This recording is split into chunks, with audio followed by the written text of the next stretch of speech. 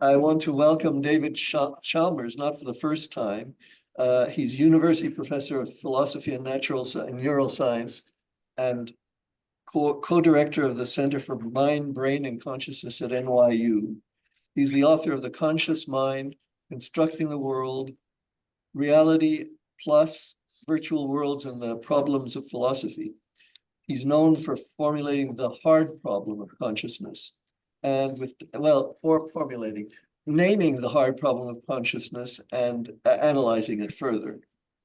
And with Andy Clark for the idea of the extended mind, according to which the tools we use can become parts of our minds. David Chalmers was also the one who was chairing a session at NYU 5 weeks ago when he came to I think it was 5 weeks, and he came to the microphone to give us the sad news that Dan Dennett had died. I don't know, Dan, whether you saw Nick Humphrey's tribute.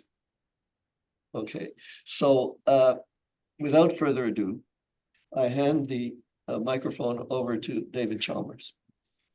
Great. Well, thank you, Stephen. It's really a pleasure to be here. Thanks for organizing this amazing summer school. I haven't managed to attend all of it live, but I've seen some bits of it, and I've also taken great pleasure in looking at the videos.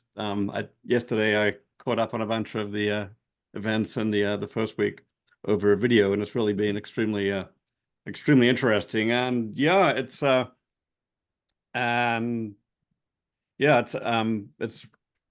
nice and sad that and resonant that we're dedicating this event to Dan Dennett, who is a longtime friend and colleague of many of us in all these areas. I just saw Dan 3 weeks before he died at a workshop in Santa Fe, and he was in tremendously good form. He was physically fragile, but just full of ideas and full of enthusiasm. At the end, he said, "This is the best workshop I've ever attended," and he was just resonating with all the ideas all around. So yeah, it's a huge, unimaginable loss for the field. I greatly appreciated Nick's talk the other day, of all the and particularly enjoyed the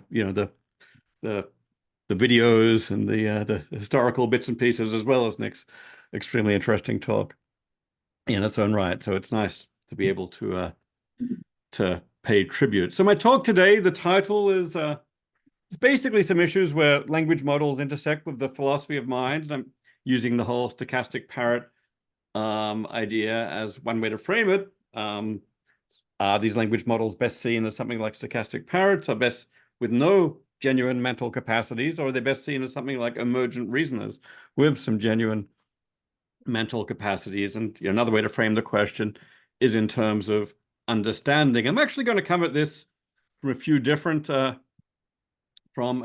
angles. I mean, the general theme will be, to what extent can we ascribe genuine mental states and properties to language models? I'll use the Turing test as just one way in to this topic, and then I'll look at questions about reasoning, about understanding, and finally about consciousness. The material on consciousness will overlap a little with the paper on this I published last year. The rest will be mostly newish.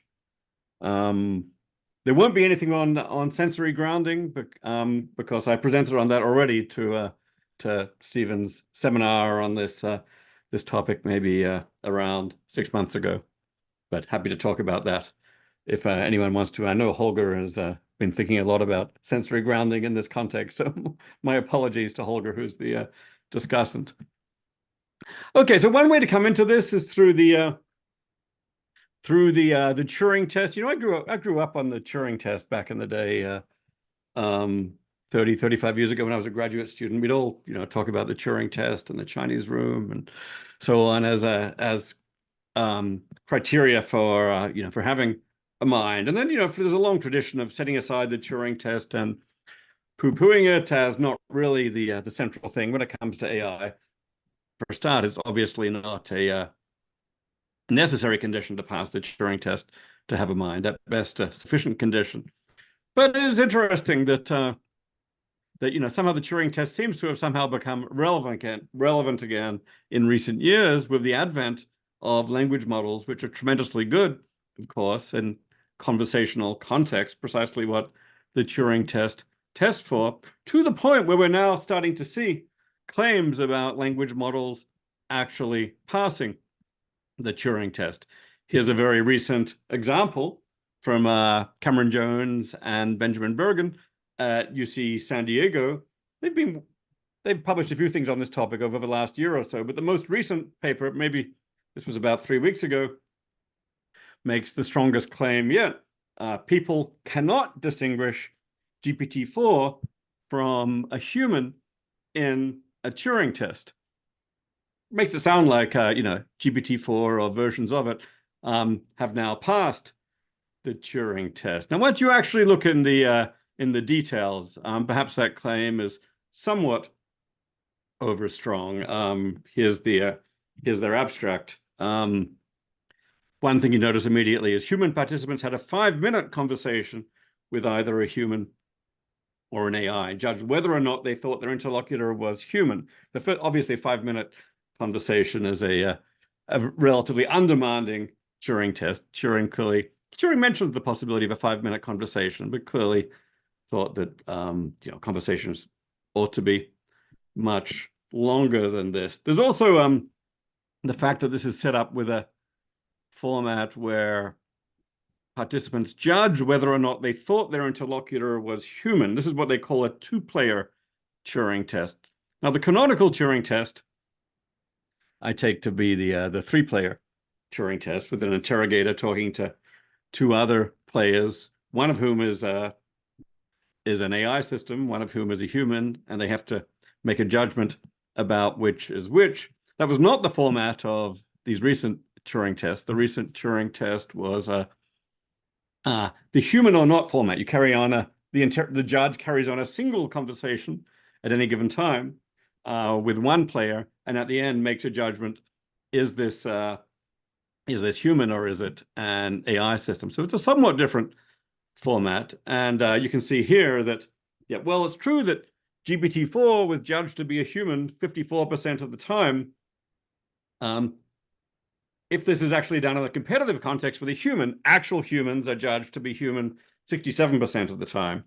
So this actually, when you think about it, it looks like if it was a 3-player Turing test, it looks like humans are still going to do better. And there's pretty good reason to think GPT-4 is somewhere underneath 50%, will be somewhere underneath 50% on those comparisons. So it doesn't really pass the classic Turing test, which requires at least 50% performance when up against a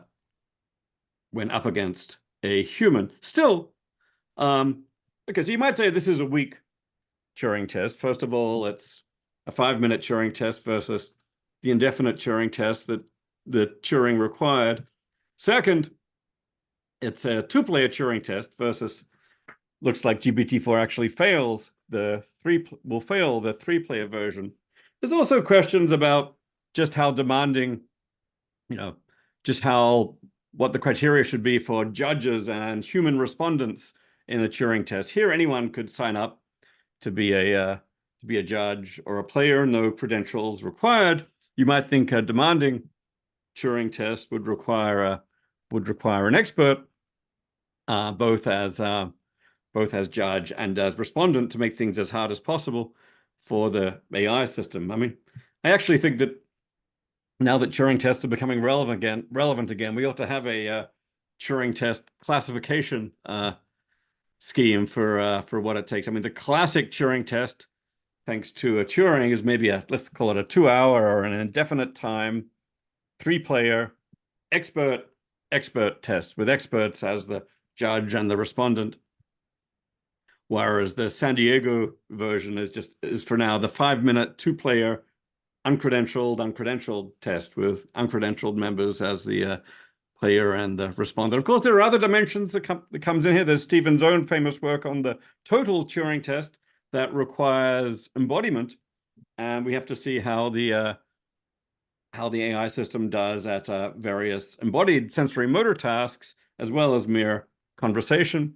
There are questions as to whether we restrict or don't restrict the content. My prediction, for what it's worth, is that I think some of these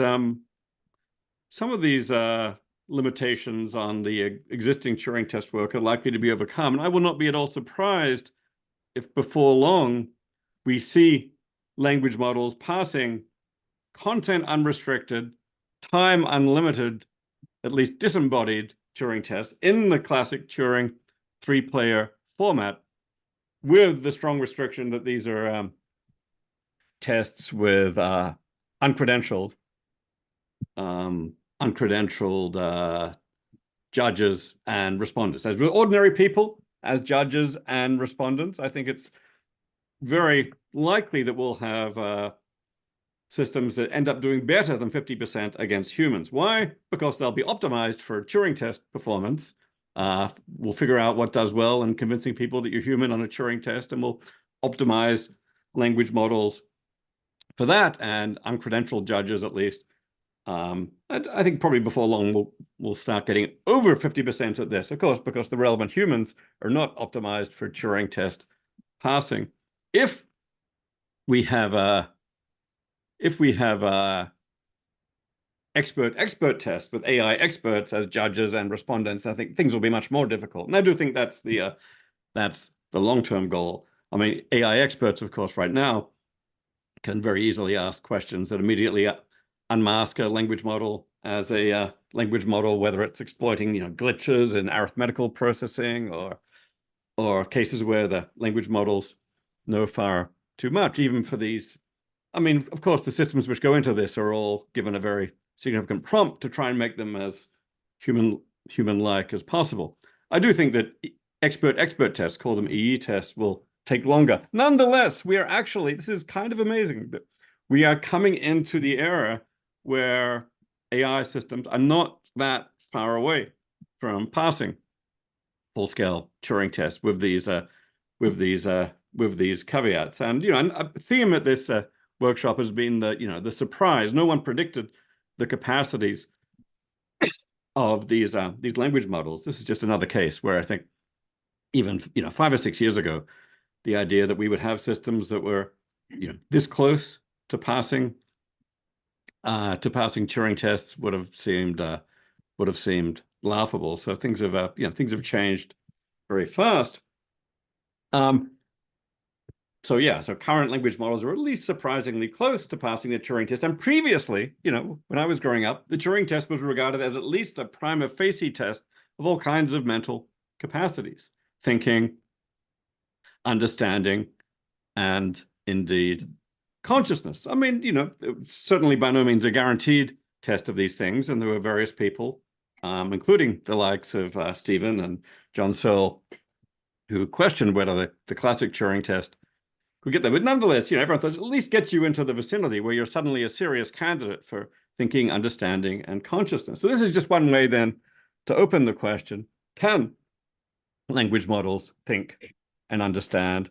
Are they conscious? And that's what I'll look at from here. So one way to come at this question is through the stochastic parrot framing, which of course is one way of answering that question. A very common reaction here is that despite the rather impressive conversational capacities of large language models, they simply do not think or understand or reason at all. They are merely impressive text imitators. After all, that's what they're trained to do. And in that respect, they're like parrots, here taken as paradigms of beings that imitate without understanding. I think it's actually a little unfair to parrots, which understand many things very well. But the idea is they're just statistically trained imitators. They don't think, they don't reason, they don't understand. So I mean, the classic framing of this was in the paper by Emily Bender, Timney Gebru, and colleagues Margaret Mitchell and Tessa McMillan on the dangers of stochastic Parrots, and Bender has articulated the theme in other writings. I mean, one way to think about this is that, yeah, the line is that language models are mere mimics trained only to predict text. And since they're trained only to predict text, they only really model text. They don't model the world. And that's what modeling the world is required for thinking, reasoning, understanding. That's at least one way to, I don't want to attribute this exact line to Bender and Gebru and colleagues, but you certainly find this line quite frequently in criticisms of the mental capacities of language models. I should say, just to frame all this, I mean, I'm certainly not on the side of saying, yeah, current language models have all these mental capacities straightforwardly. But since I find, the dominant voices are often, at least in the circles I move in, are often critical, the tenor of my remarks is often to say, well, maybe they're not there, but they're, closer than, they may be closer than we think, which is to say that, you could frame this as glass half full, or you could frame this as glass half empty. But I'm at least very interested not just in the question of where language models are now, but where they are going. And that, makes me quite often especially interested in the glass half full framing. So this is an argument for the glass is empty framing. Language models are mere mimics. They only model text. They don't model the world. Now, when the argument is put this starkly, I think it's rather easy to pick holes in it. It looks like there's a potential fallacy here, which I and various others have articulated about, maybe it's a potential fallacy, but if you optimize for some property X, then all you do is X. And here's a possible counterexample. Evolution by natural selection optimizes systems for reproduction. Therefore, evolved systems are mere reproducers.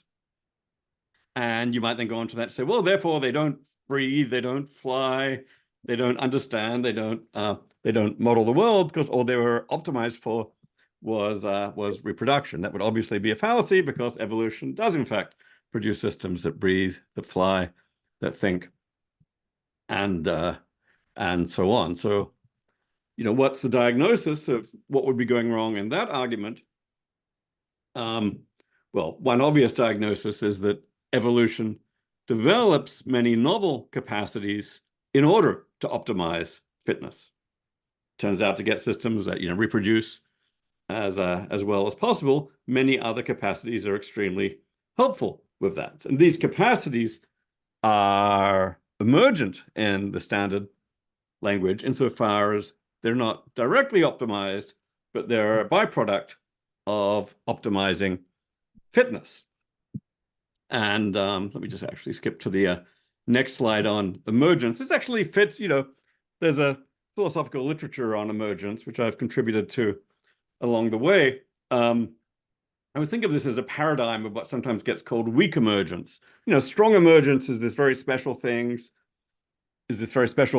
that may apply in a very small number of domains, possibly consciousness, where you get something totally unpredictable. But weak emergence is a more common phenomenon throughout, the cognitive sciences and the sciences of complex systems, which I defined in a paper on this 20-odd years ago as follows. A high-level phenomenon is weakly emergent with respect to a low-level domain. When the high-level phenomenon arises from a low-level domain, the truths concerning that phenomenon are unexpected, given the principles governing the low-level domain. So it's roughly some kind of at least initial surprisingness or unexpectedness of the phenomenon that's the key to weak emergence. So you might say, for example, that flying is weakly emergent with respect to selection for reproductive fitness. Evolution starts optimizing for reproductive fitness, and then you get all these other capacities, and at least initially surprising along the way. After the fact, of course, things are less surprising, but you get these novel capacities along the way. And then, so you might say, in applying this to language models, we can say language model training optimizes for text prediction, but then it develops many weakly emergent capacities in order to optimize text prediction. Some of these emergent capacities are totally obvious. We don't need to go to mental states. Let's say, capacities for game playing, operationally construed, capacities for coding, capacities for doing math, and so on. Those are all they all go beyond straightforward optimization of text prediction. But it turns out in order to do text prediction well, this somehow produces as a byproduct capacities for coding or game playing, and so on. So once you've got there, once you recognize the existence of emergent capacities, then it starts to look not so utterly surprising that these emergent capacities could include reasoning, mental capacities such as reasoning and understanding, and cognitive capacities such as having world models. Nothing here implies that you will get these things as emergent capacities, or that we have, but it starts to at least look like a theoretical possibility. So then the question, though, is then about current language models.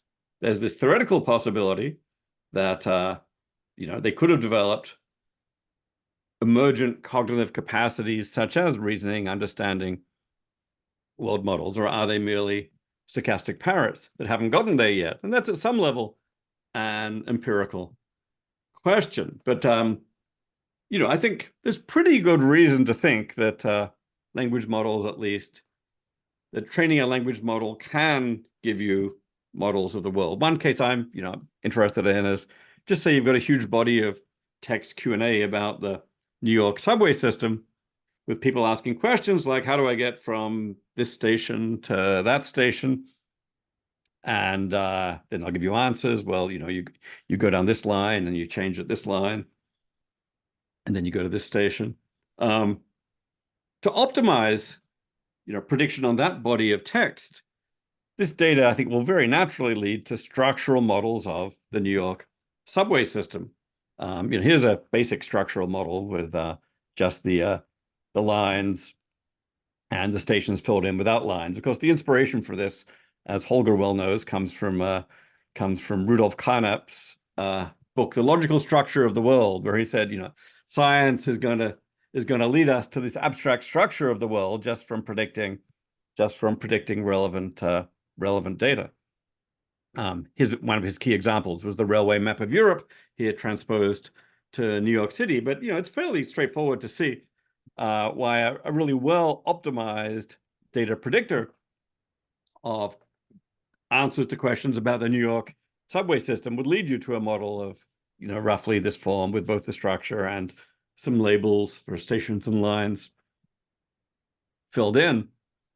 More generally, you might think that truly optimizing prediction would actually require some of these cognitive capacities, such as reasoning and understanding. I mean, here the thought is, just say we had a system that truly optimized, truly minimized text prediction error, maybe subject to various constraints.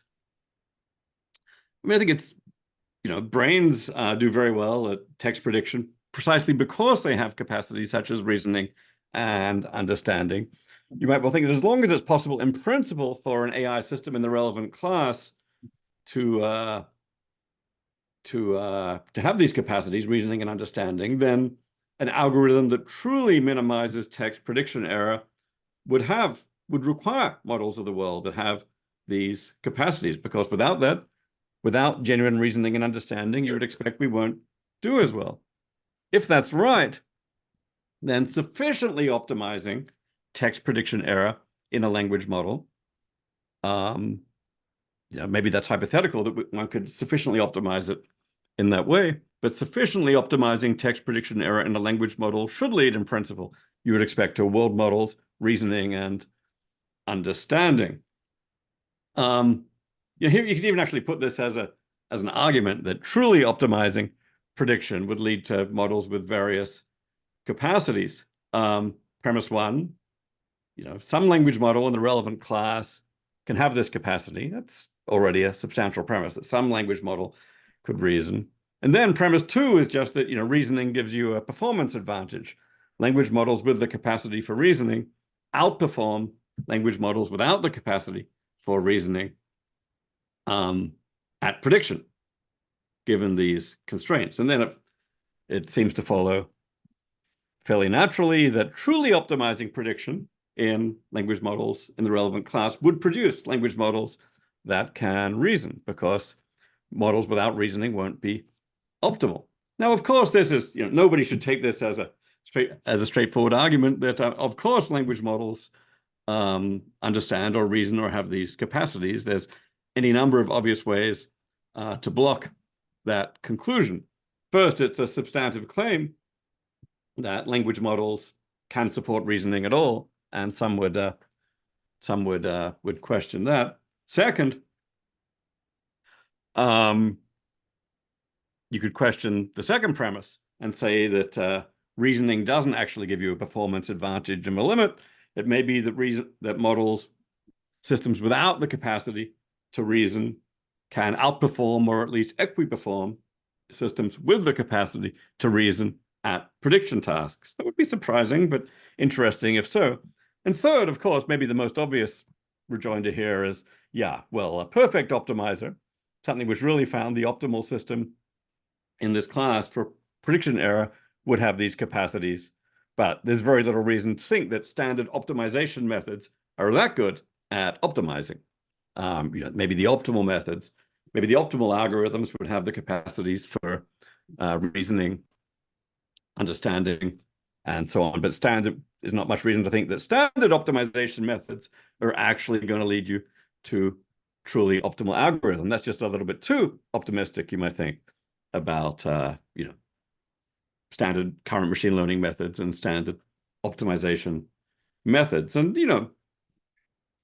this actually connects to a question that I got interested in recently, which was, roughly, did anyone see language model capacities coming, before 5 or 6 years ago, and why exactly have their capacities been so surprising? So question, why were people so surprised by the capacities of language models, given that in principle, everybody knew in principle that a truly optimal system at text prediction would lead to these, would require these capacities? It's like, yeah, we knew in principle that, probably text prediction would be what's sometimes called AI complete, that it would take an AI to do it really optimally would require AI systems with extraordinary abilities and capacities. In a sense, we knew that all along. Nonetheless, we were surprised by the capacities of language models. And presumably the answer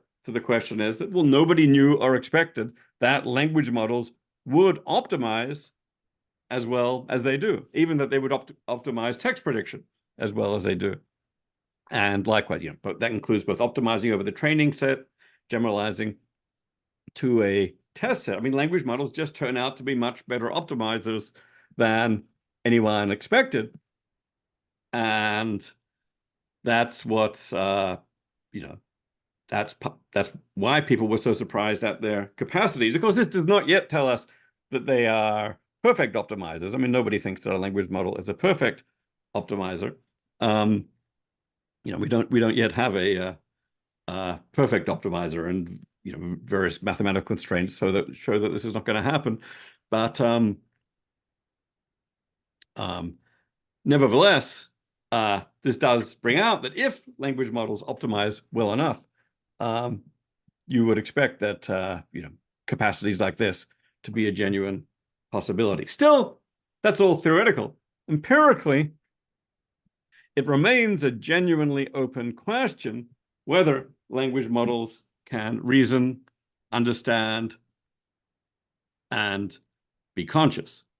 I mean, there's this nice theoretical possibility thrown open by emergent properties of optimization. If you think reasoning, understanding, and consciousness give you a performance advantage, then there's a theoretical possibility of getting them this way. But the empirical situation we're in is we have systems with, these rather impressive capacities And now we need to assess that empirical evidence, combine it with philosophical reasoning to figure out whether current systems can reason, understand, and be conscious, and whether coming systems are likely to have those capacities. And the question is partly empirical, grounded on, where we are and the current progress of machine learning, but it's also partly philosophical, involving questions like, what is it to reason, to understand, and to be conscious? What are the criteria for counting as being a system that reasons, for counting as being a system that understands, and for counting as being a system which is conscious? So that kind of gets me to the philosophical core of this talk, where I'm going to focus from here about half on, I'll focus a little bit on understanding, and then I'll focus on consciousness.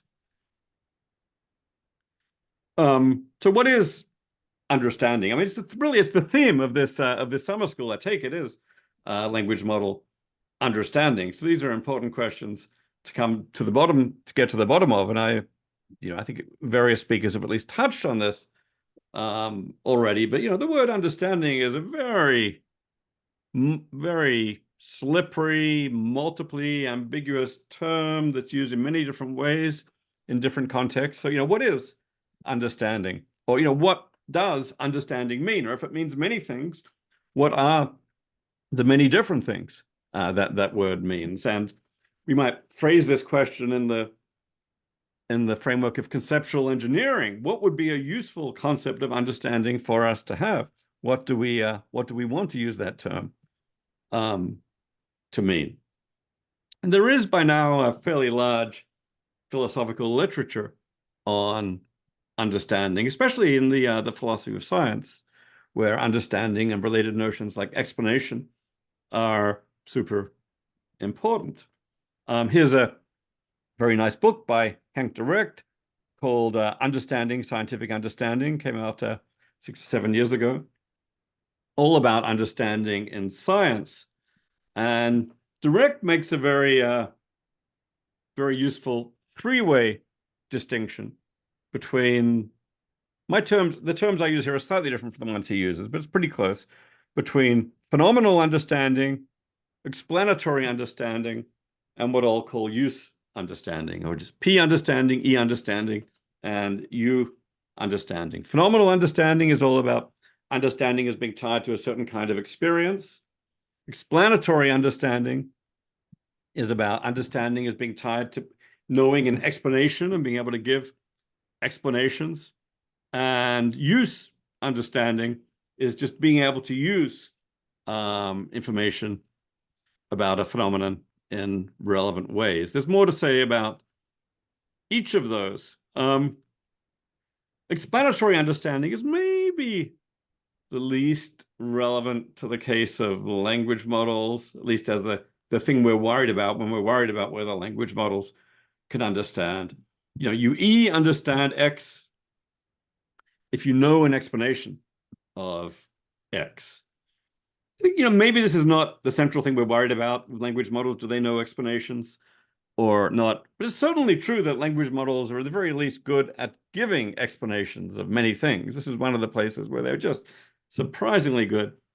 They're not always on the mark, but they're surprisingly good at giving explanations of various scientific phenomena or social phenomena. You say, why did this happen?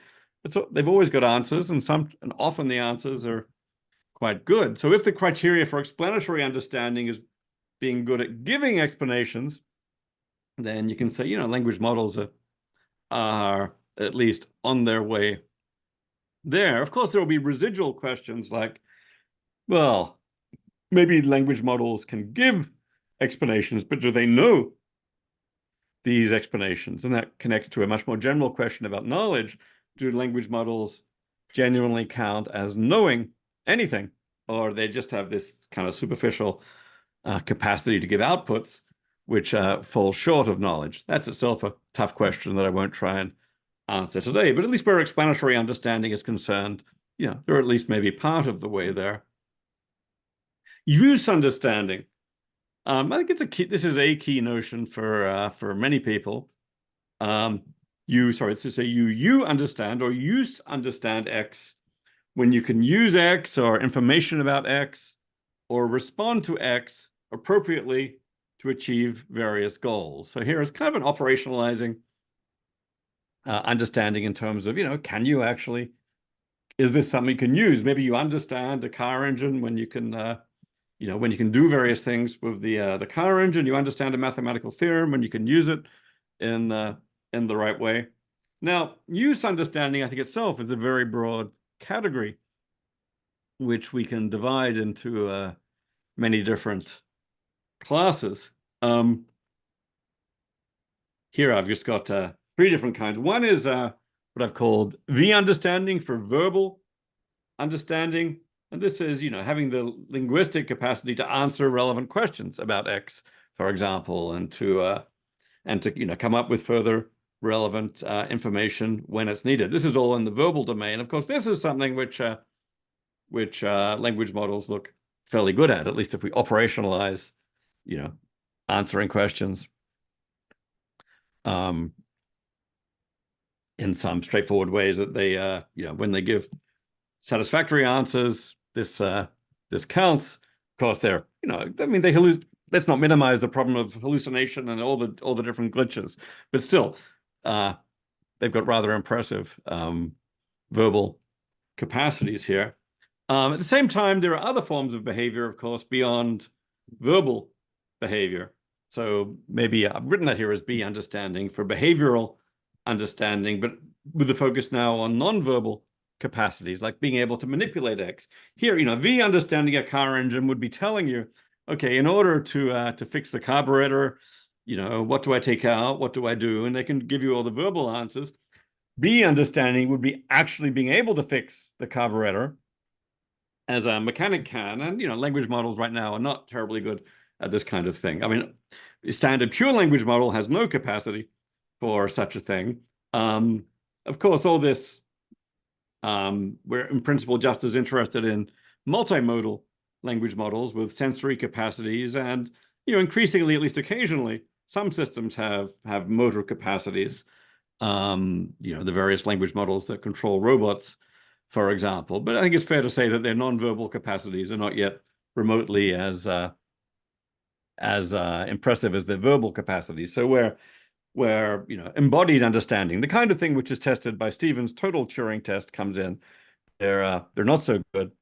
Also very important here, beyond behavior, is kind of a cognitive use, which involves being able to reason about phenomena. I've called that R understanding, being able to reason and make inferences about X.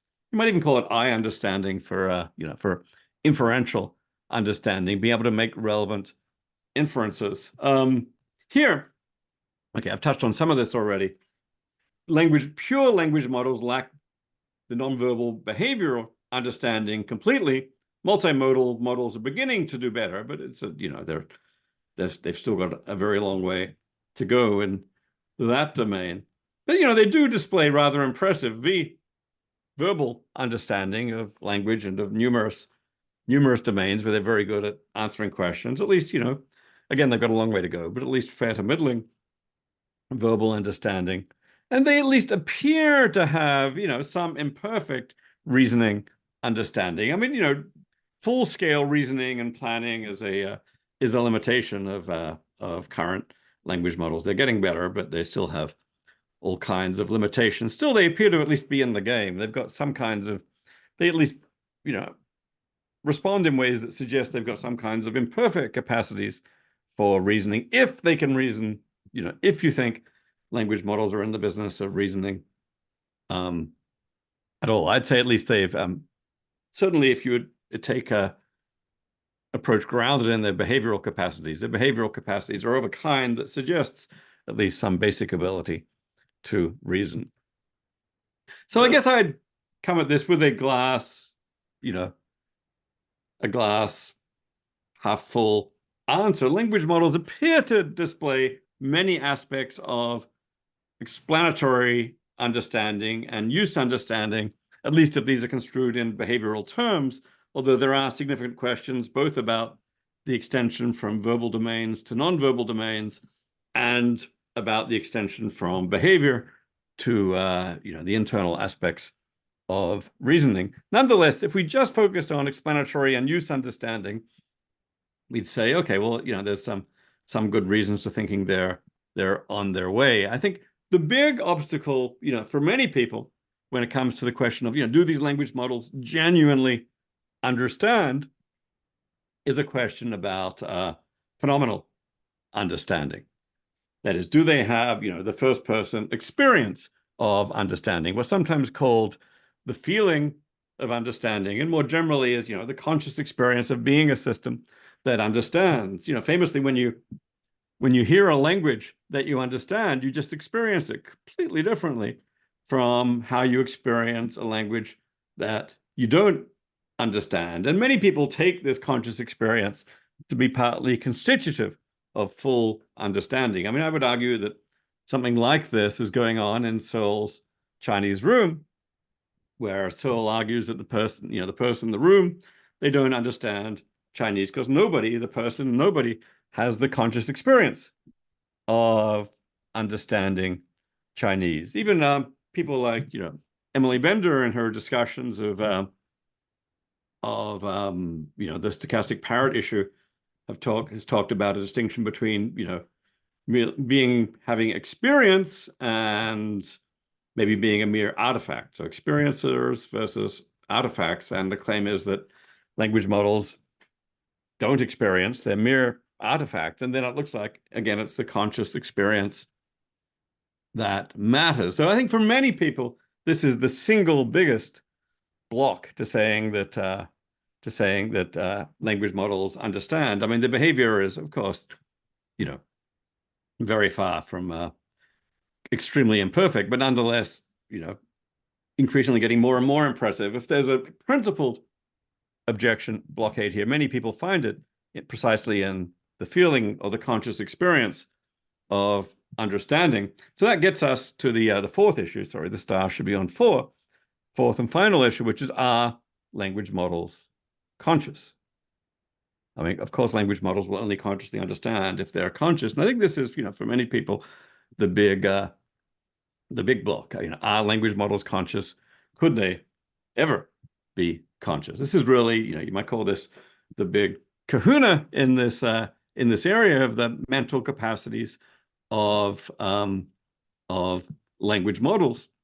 Yeah, reasoning, yeah, understanding, yeah, believing, yeah, desiring, yeah, acting, agency. Those are all important issues. But, the big one, the one that, many people have a hard time thinking that language models could ever have, is precisely consciousness.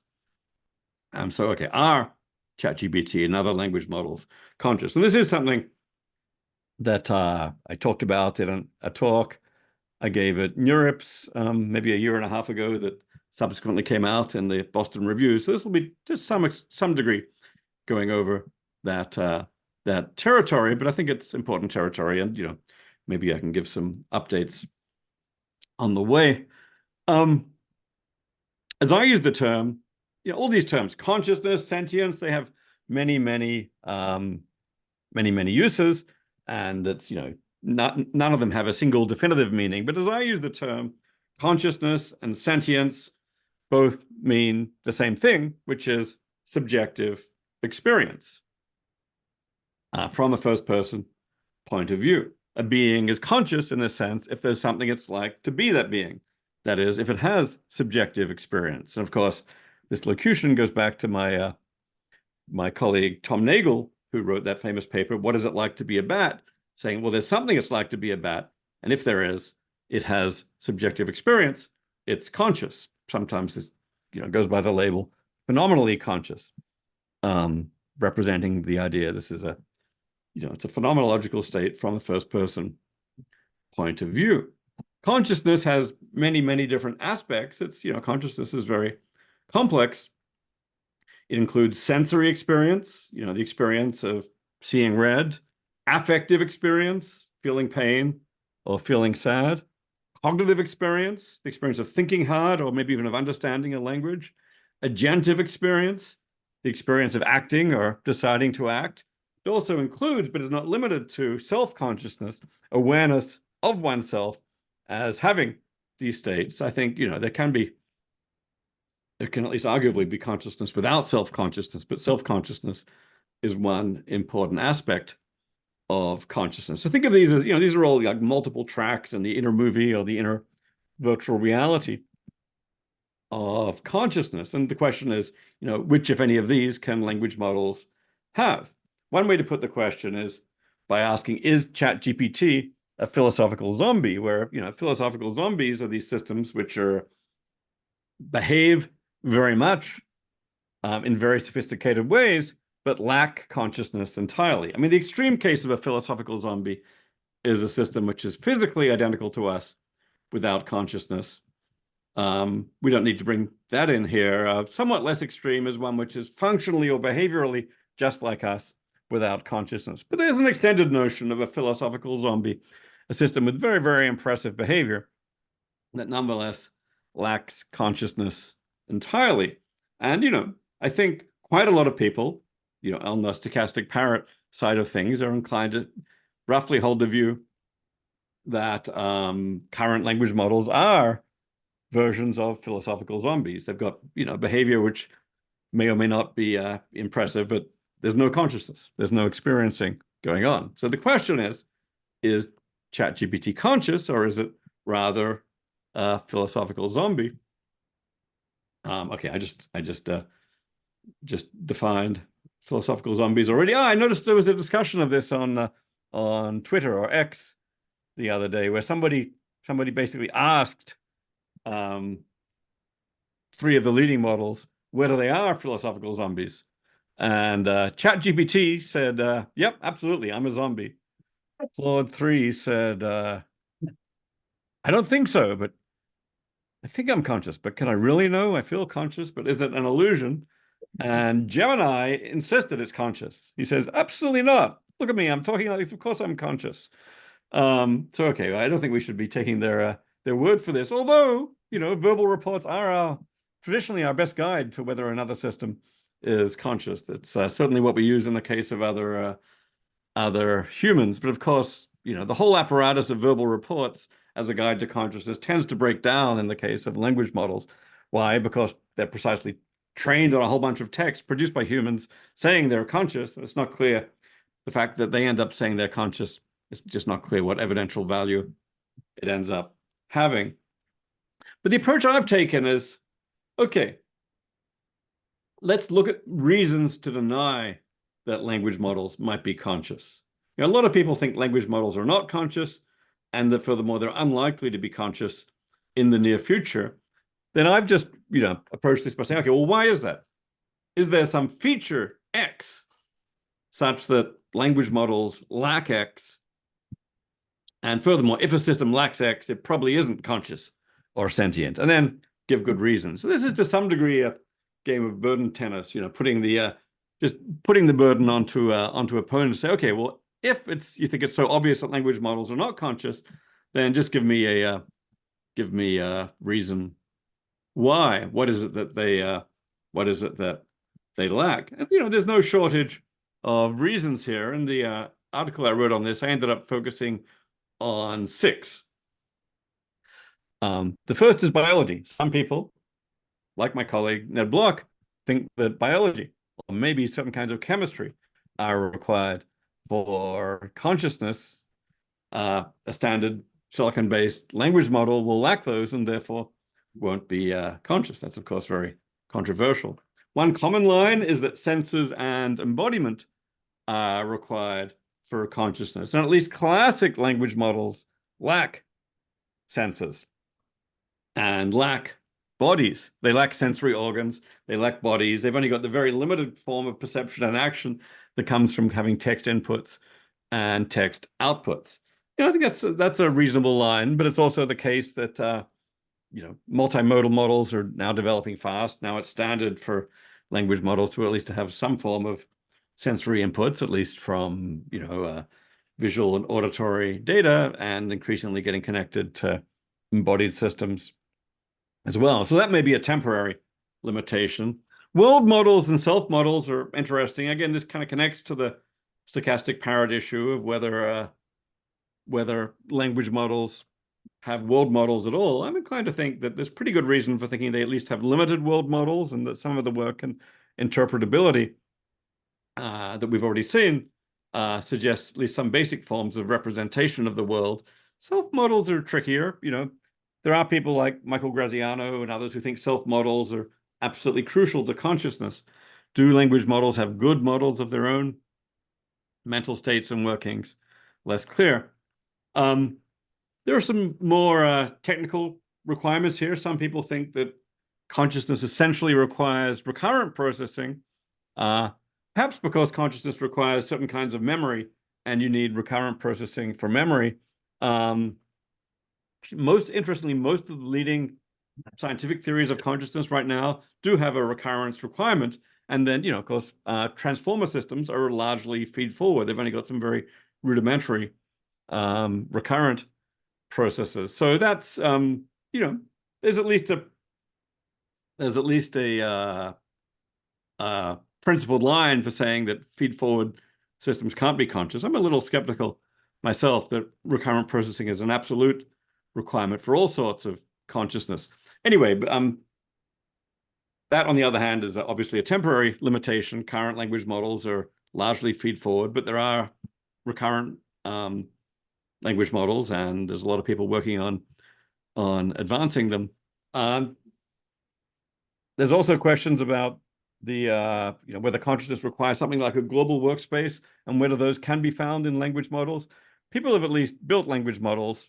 Yoshua Bengio, Ryota Kanai, and others have built language models that have at least a limited kind of global workspace. But, is a reasonable question as to whether language models have this and whether this is required for consciousness. And then maybe there's also slightly mushier worries about whether language models have the kind of agency that we want for consciousness. Do they really have their own desires, their own motivations, unified action, or are they just doing something like acting, improvising, which is not really what we think of as unified agency? Anyway, there's a lot to be said about all of these. I don't have time really to go into them, but I would say that to take an overview, arguably AI systems don't need biology to be conscious. Certainly I've argued for this in my work in many places. I would say they already have, some language models already have sensory systems. Some of them have a form of embodiment. And I think many of them have world models. They may not yet standardly have full-scale recurrent processing or global workspaces, but I don't see a principled obstacle to having large language models with full-scale recurrent processes or with global workspaces. Those may be coming before too long. I think, the whole question of agency and unified agency is a tricky one. It requires really spelling out what the conditions are for agency. But I do note that there's at least a research program of developing much more agentic or agent-like language models than current systems. And I expect work in that area to develop fast in coming years. So I guess my view is, which I argued for in this paper, is it's at least possible that current systems could already have some element of consciousness, perhaps not human-like consciousness, but arguably insects and fish have some kind of consciousness that falls well short of human-like consciousness. I say that's possible, I don't say it's likely. I don't think we can rule it out that current systems have some element of consciousness, but it's unlikely that they have human-like consciousness and understanding right now, especially in the domain of cognitive consciousness, introspective consciousness. I think various reasons for thinking that's unlikely right now. That said, I think it's quite possible that within 10 years or so, we'll have AI systems with consciousness that's human-like in at least many respects. In the article I wrote about a year ago on this, I tried to do kind of a calculation given the, what are the biggest obstacles and what are the chances that we'll have overcome them within 10 years to make the case that, maybe somewhere 25% or a higher chance that we'll have AI systems with somewhat human-like consciousness within the next 10 years. That's not to say it's certain, but it is to say it's a possibility, I think, that we really need to take seriously. Why do we need to take it seriously? Well, why does AI consciousness matter? And I'll close on this. Well, I think, it's a reason which our moderator, Stephen, has articulated in his work on animal sentience. Why is sentience or consciousness important? Because sentient beings or conscious beings, they matter morally. If it turns out that fish have subjective experience, especially if they can feel pain or if they suffer, then it matters how we treat them. At least they should enter our moral calculations. If it turns out that AI systems are conscious, then the same is true. It matters how we treat them. If they have human-like consciousness, if AI systems come to have human-like consciousness, which I take it goes well beyond, say, fish consciousness, then they will arguably at least have human-like moral status, and they'll matter a great deal. And at that point, you can no longer treat your AI systems like tools. If we treat AI systems with human-like consciousness as mere tools, that could, in principle, lead to, a moral catastrophe that was in many ways reminiscent of moral catastrophes we've seen in the past when human beings were not treated as with full moral respect.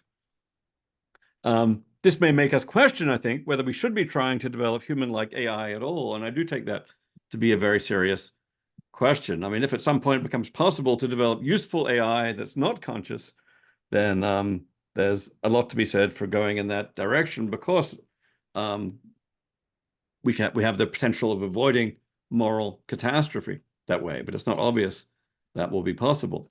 Here, there's a couple of massive problems that we need to overcome to understand the question of whether language models are genuinely conscious or may have that capacity. Problem one is we don't understand consciousness.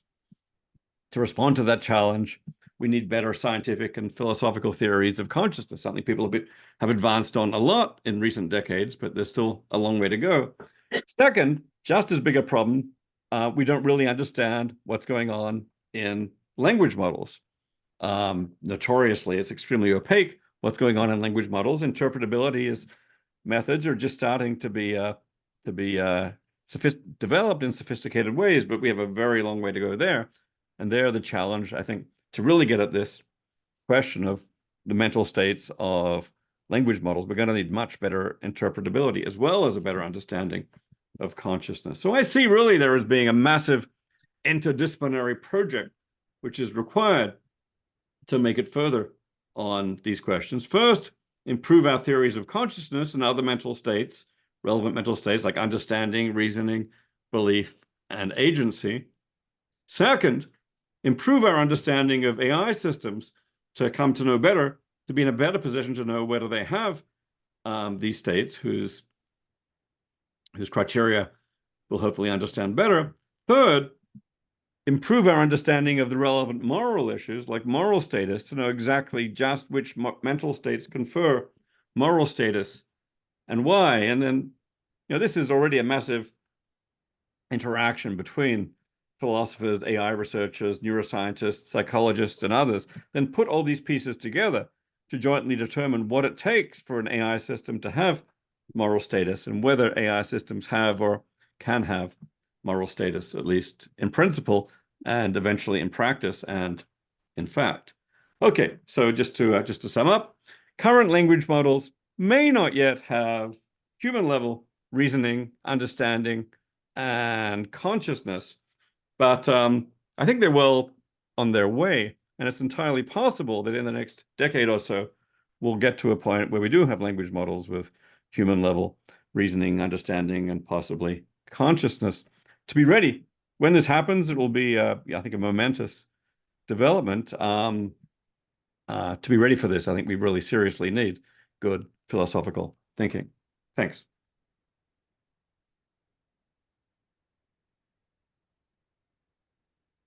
Thank you very much, Dave. And now we have Holger, who I think should be relaxed about what he was planning to say, because in the end, you said all the stuff that he had to comment on. That's just my prediction. Go ahead. Yes, well, I'm not so sure about that, but I'm not really relaxed here. I was eager to My apologies. Holger saw nothing in advance. No, totally my fault. I should have contacted you first. But anyway, I typed in a couple of things. So maybe it's possible. Yes, share. That I share my screen? By all means.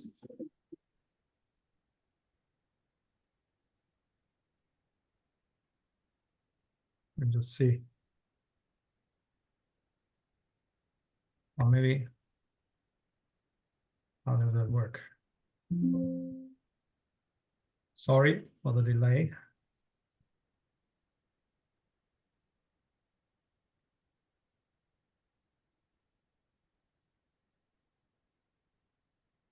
Do you see it yet? No. No, what you have to do is look at what you have on your screen, on your desktop, and pick the screen that contains the PowerPoint that you want to, or whatever it is that you want to show. I can find it. Oh, sure.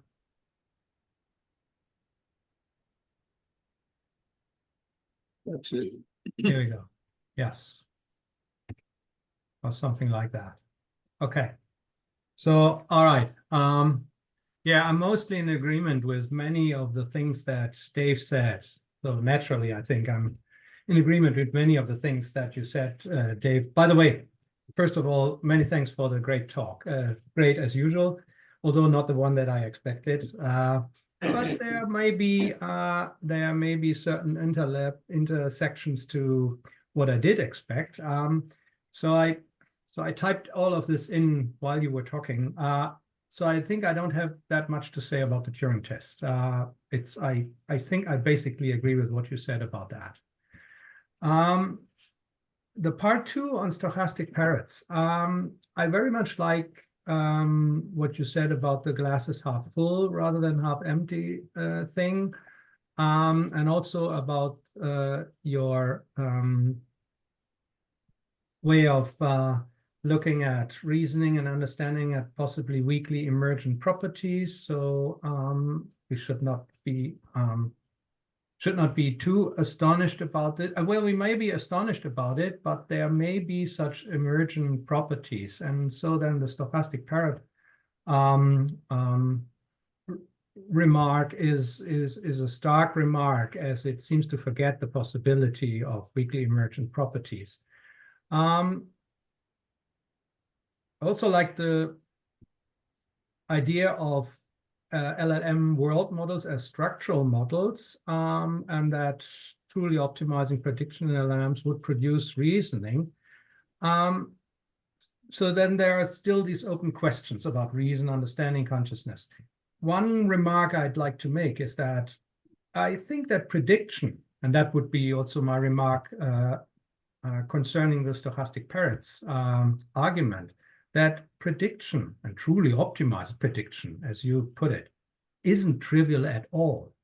Doesn't it require already, if prediction comes out that optimal and that good as we find it in LLMs, doesn't this require the development of some sort of world models, probably then structural world models that don't yet have a grounding in terms of what we might call intrinsic properties, but that picks out the relationships between what's going on in the world. Why? Because these are the relationships that we also found in the data set. So there's a connection here to the grounding question, and whether one can have purely structural grounding, or whether grounding is in need of something more than structural models. I don't think it is. And yeah, so that would be one question in this respect.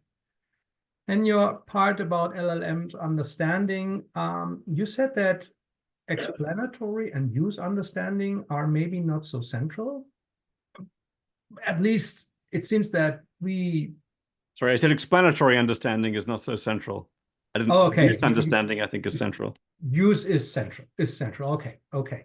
But even with explanatory understanding, we typically ask children in school, and then we ask our children to be able to explain what they do, not only to show performances, but then also to to give explanations. I think that's part of what we do, and this is why many people would like to see LLMs to give self-explanations. And my experience with LLMs is that they are actually rather good at that, sometimes even better than we humans are, because sometimes we humans are rather lousy about our own capabilities.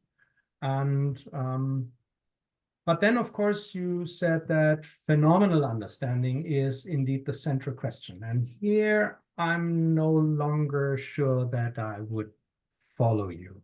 I already struggle by the question of whether there is something like a feel or a conscious experience of understanding. What exactly is that?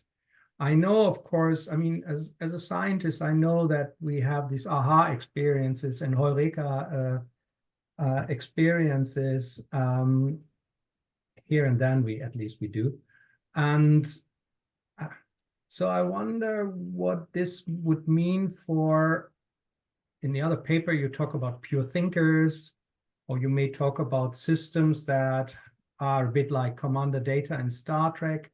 So don't you think that they have an understanding that is like, actually, it's a question for you. What kind of understanding do you think these systems have? And is it really the lack of a feel about understanding that I solved a certain problem that makes the understanding a genuine understanding? Because this is how I understood you in this part 3 of the paper.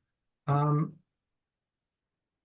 from there, you slightly went over to the consciousness issue, called it the big kahuna. Yes, if there are reasons to deny LLM consciousness, then what is it that LLMs lack? And I think that's a list one could come up with. Personally, I would think that, for instance, lacking world models itself is not sufficient for consciousness, but lacking world models would be something that is important for understanding and being semantically grounded to the world. You said that it's possible that current systems could have some element of consciousness, but isn't it even more so possible that current systems already have some element of semantic grounding then? Which is to say, unlike you, I seem to have I guess I have the idea that we can make a rather strong divide between reasoning and understanding and semantics on the one hand side, and consciousness, phenomenal experience on the other hand side. So you can have one without the other. I actually even think that they are doubly dissociable. Whereas you seem to think that, at least in this talk, you seem to think that consciousness is even constitutive for semantics. And I wonder whether you really want to say that at the end of the day, which is to say that you would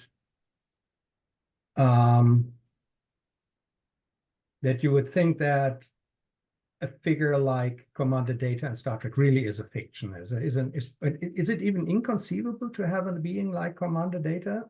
And is it inconceivable that LLMs are a bit like that? What I do like, and I had no time to print it, to type it in. Maybe I can show the slides that I put it in before. In the other paper, you make the remark that there is that textual input that the LLMs are fed with is a sort of sensory input that you don't see a categorical difference between textual input and sensory input. And I do wholeheartedly agree with that. But if that is true, then where does the divide between phenomenal experience and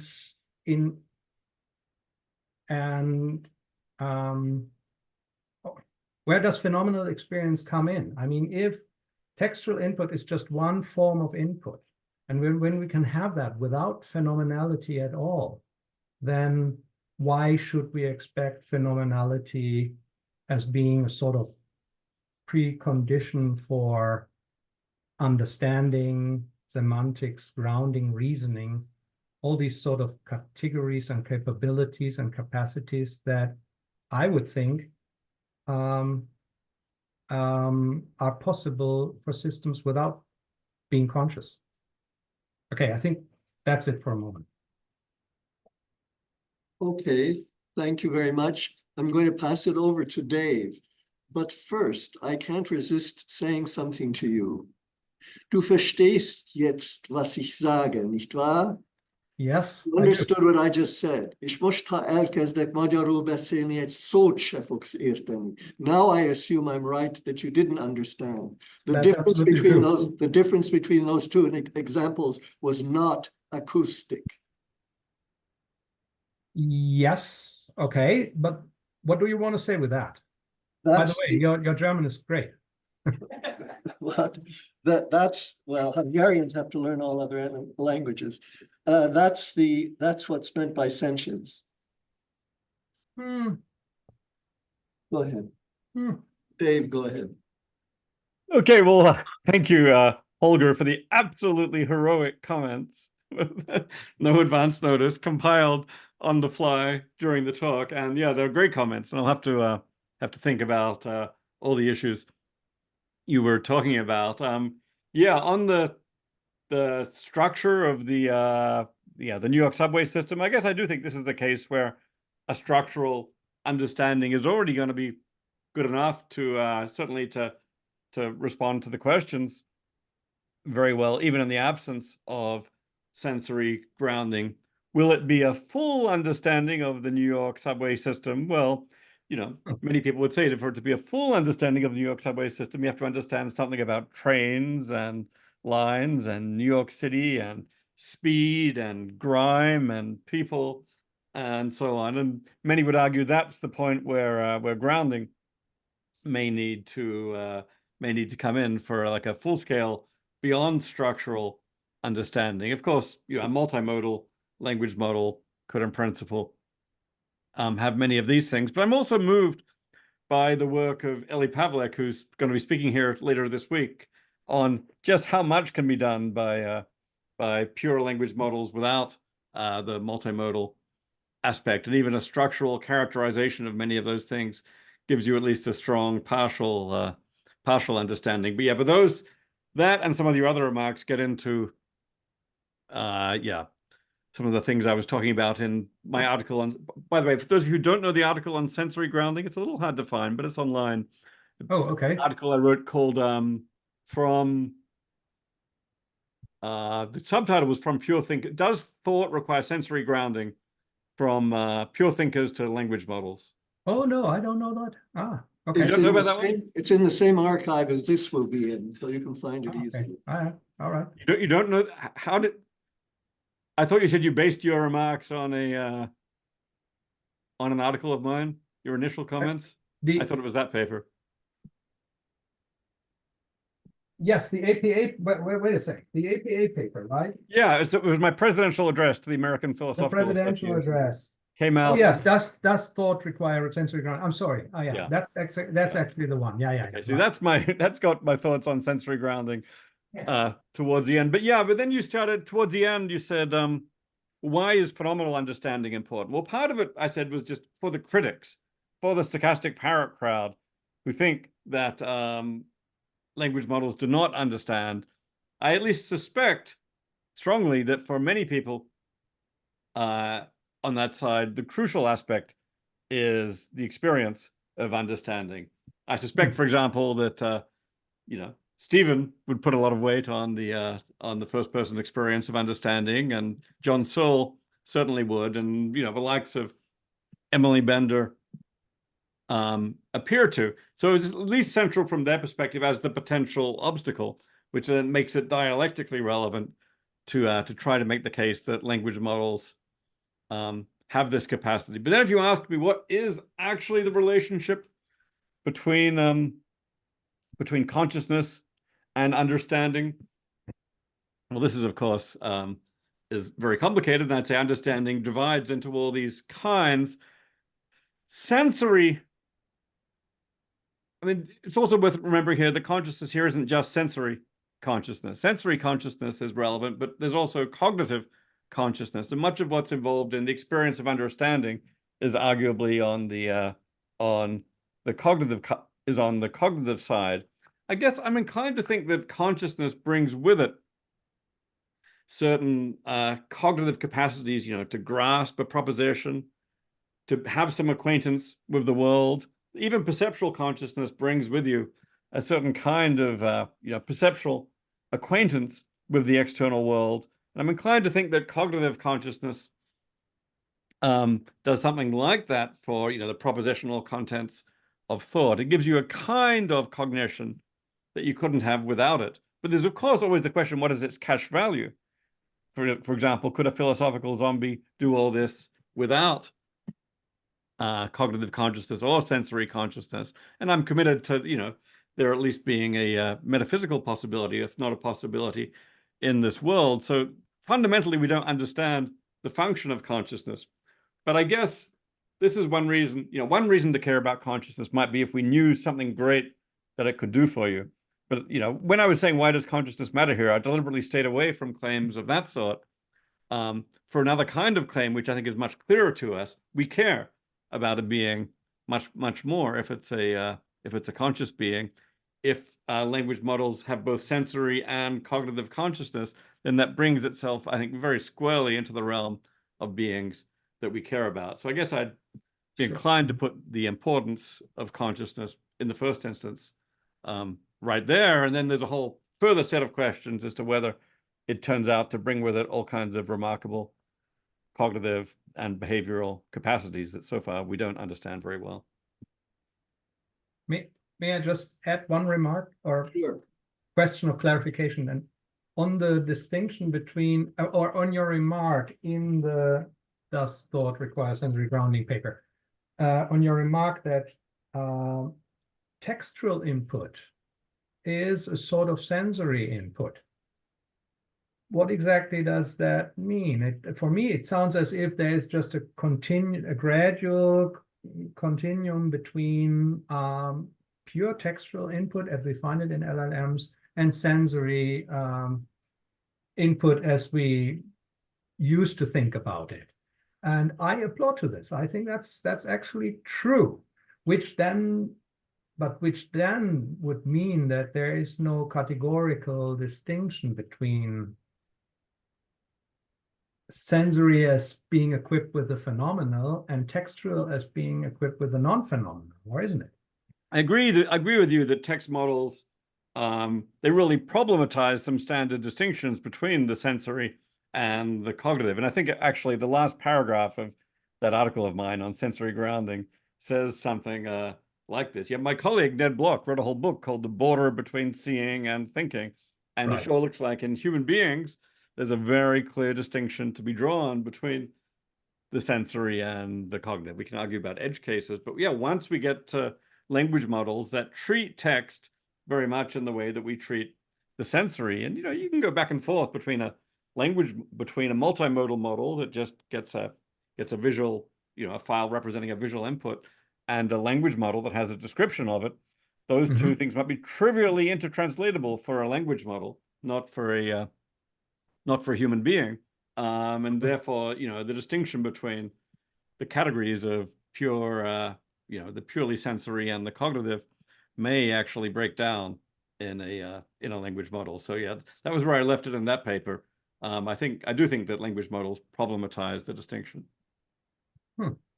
Now the questions are open three ways, and I want to ask you first, Dave, are you savvy enough to find the Q&A? Yes, I have it in front of me. Okay, do you want to start with that? Anybody can interrupt by raising their hands and they'll get the next. Okay, come down here while he reads the first thing that catches his mind. Go ahead. Okay, David, can you speak a bit about your thoughts on the connections between language models and their potential ability to reason and understand with the hard problems of consciousness? Can you comment on how language models and AI relate to a dualist understanding of consciousness? Yeah, in what I said today about consciousness, I didn't want to presuppose too much of my own distinctive views about the hard problem, about materialism or dualism. I think I did, in effect, want to presuppose some kind of realism about consciousness, that consciousness is real and not an illusion. But beyond that, I wanted what I said to be very much open to people with a materialist perspective. That said, I do think there is a big gap between our understanding of physical processes and our understanding of consciousness that makes these issues about consciousness much more difficult to assess. I mean, the problem of other minds is not exactly the same as the problem of explaining consciousness, but they are they're very closely connected. The fact that there is this gap between understanding physical processing and understanding consciousness makes the problem of which systems have consciousness much more difficult. That said, I think we've got a science of consciousness. I've always wanted to say that the existence of the hard problem is totally consistent with having a science, a well-developed science of consciousness, which may be in the first instance a science of the correlations between neurophysiological properties, computational properties, and consciousness. And that's really the science of consciousness I think we've got over the last 30 or 40 years. So what I was really interested in doing today was, really much more length than the longer paper I wrote, was taking the kind of insights which have come from our correlative science of consciousness and applying those to language models. And there are going to be further questions about, the underlying metaphysics. But I think of all this as being very much, it is absolutely true that one of the things that makes questions about the distribution so difficult is the gap, which is the hard problem. I had a question. I'm Sayara. I'm an undergrad in cognitive science at McGill. I read Professor Chalmers like a transcript of his talk at EuroIPS about if LLMs could be conscious. Now, I thought of a research project when I took the idea that also proposed about intentionality, or why these AI cannot have this intentionality. I thought this was similar to the idea that you have discussed, that there's the cognitive aspect of consciousness, which is the ability, I guess, to represent things in the LLM representing real things in itself, kind of like how we have mental representation of physical objects in the world. Is that a question or a comment? Yeah, that's a comment. Sorry, there wasn't a question? No, I added this comment. What do you think? Would you call it? Would you make it draw the similarities between John Searle's idea of intentionality and your idea about mental representation of your phenomena in a conscious being? Yeah, I want this to be very much consistent with. I mean, Searle has important work on perceptual and cognitive consciousness as a fundamental locus of intentionality. He thinks intentionality is ultimately grounded in the experience of perception and the experience of thinking. I mean, I'm a pluralist about intentionality. I think there are notions of intentionality that can be understood in computational and behavioral terms, but I do think, a lot of what people talk about when they talk about human-like intentionality does involve something that connects very strongly to the experience of both of cognition and of perception. Okay, Richard, you're on. Hi, thanks for a great talk and a discussion. So I'm wondering do you all see any role for these sort of information processing ideas like integrated information theory in understanding large language models and their consciousness? Or what are your thoughts? Well, integrated information theory is extremely controversial. As people here will know, there was an open letter last year that described it as pseudoscience. I'm very interested in information theoretic frameworks for understanding consciousness. And way back in my first book, The Conscious Mind, there was a whole chapter saying the key to understanding consciousness may be thinking in terms of, at least to understanding physical correlates of consciousness, may be tied to certain information structure. I look at, say, the structure of a visual field or auditory experience. It's just very natural for me to understand that structure in some kind of mathematical or informational term. So I'm very interested in frameworks that map physically embodied information to experientially embodied information. The question then is just whether there's some further conditions on that, which information structures get to correspond to consciousness. And, for better or for worse, Tononi's integrated information theory really does give you some mathematical conditions here. I mean, despite its mathematical complexity, it's a largely a priori theory. I think of it as a philosophical theory, and I think there's not a whole lot of direct empirical support for its conditions. Nonetheless, I like it as an example of a mathematically precise theory of consciousness and its structure. And I think it kind of serves at least as a starting point that maybe other theories could improve on. Cool. Friedemann, your turn.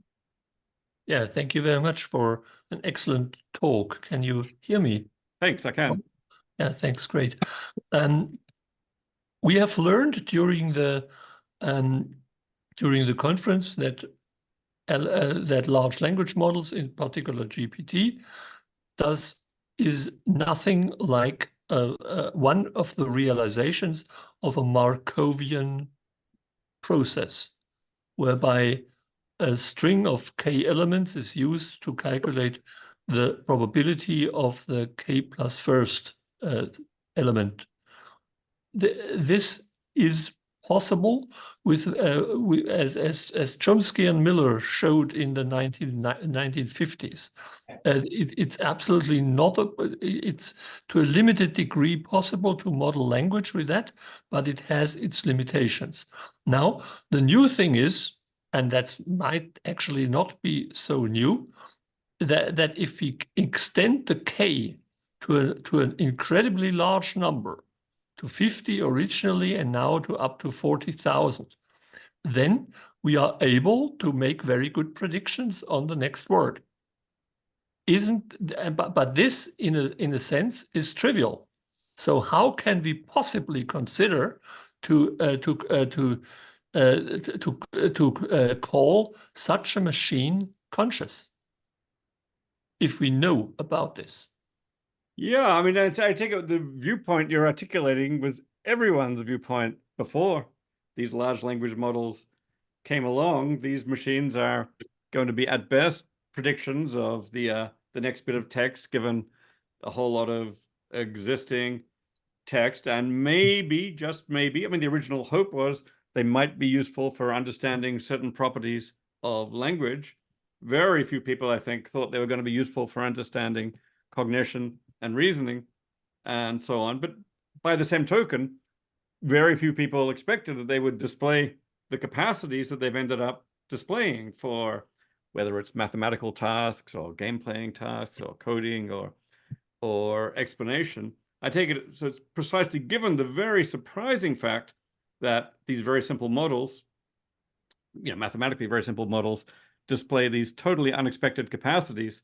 That's what raises the question of whether they also have unexpected mental capacities like reasoning, understanding, and consciousness. I don't think it's obvious that they do, but I certainly don't think it's obvious that they don't either. Okay, thank you. We run out of time. Thank you. But Dave, are you going to stay for the panel? Sure. Okay, well then the people who have asked written questions will get their chance. Jean-Louis and Nora also will have their chance in the panel session. In the meanwhile, we're going to cut this off.